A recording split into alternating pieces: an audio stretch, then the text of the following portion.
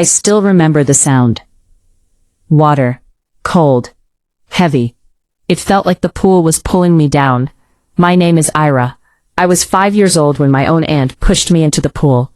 I was wearing my favorite dress, pink, with small flowers. My shoes were still on. I didn't know how to swim. I didn't even know why I was falling. All I remember is laughing 1 second and drowning the next. I was at a family party. Everyone was smiling. Music was playing. Lights were everywhere. I was happy. I liked parties because there were lights and sweets and people. I was standing near the pool. I was not running. I was not shouting. I was just looking at the water. Then someone touched my back. Hard. Very hard. I lost my balance. I tried to grab something, but there was nothing. Covered my face. The water was cold. It went into my nose, into my mouth. I tried to scream, but bubbles came out instead. My arms moved but felt heavy, like someone tied stones to them. I opened my eyes. Everything looked blurry, blue, dark. I saw my dress floating around me. I thought, am I going to sleep? I was scared. I wanted my mama. I heard people shouting, but it felt far away, like they were in another world. Then I saw her, my aunt standing at the edge of the pool, dry, clean, watching me. She was not scared. She was smiling. That scared me more than the water. I tried to lift my head, but the pool was stronger. My shoes pulled me down. My chest started hurting, like someone was sitting on it. I swallowed water. It burned. Thought. Maybe this is how people disappear. Then I saw my mama. She was running. Her face looked different. Her eyes were big. She was screaming my name. Era. I wanted to answer, but my mouth was full of water. She came closer, but then she stopped. Suddenly, like she hit a wall. I didn't understand. Later I did. My grandfather had grabbed her by the neck. Hard. I saw her hands moving. I saw her crying, but she couldn't reach me. He was stopping her. I was drowning, and he was stopping my mama. I remember thinking something strange. Why is he angry at mama? She's just trying to save me.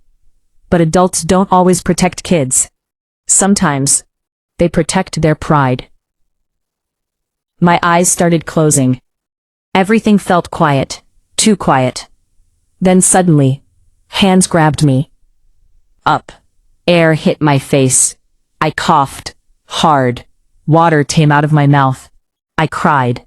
I shook. Someone wrapped a towel around me. I looked for my mama.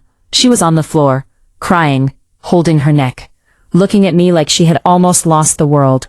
No one said sorry. Not my aunt, not my grandfather, not my grandmother. My aunt said, "She's fine. Stop making drama." Drama. That's what she called my drowning. That night I had fever. I kept waking up, dreaming of water. My mama didn't sleep. She held me all night. Her arms were tight, like she was afraid I would disappear again. I asked her, "Mama, why did she push me?" My mama didn't answer. She just cried. The next morning we left. No goodbye, no hugs, just one bag, and my mama's shaking hand holding mine. We went to a small room, one bed, one window. No pool, but it felt safe. Life was hard after that. My mama worked a lot. Sometimes she came home tired, sometimes crying, but she always smiled at me. Always. She studied at night, while I slept. I didn't know what she was doing. I just knew she was trying. For me. Years passed. I grew up. Swim. But I still hated pools. I learned to read. I learned to listen. And I learned something important. Adults are not always right.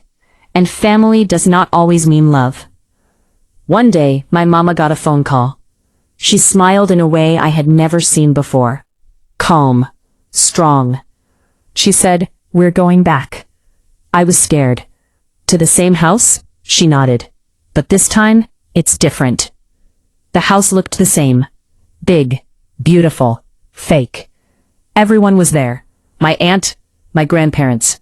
They looked surprised to see us. My aunt looked at me like she saw a ghost. Maybe she did.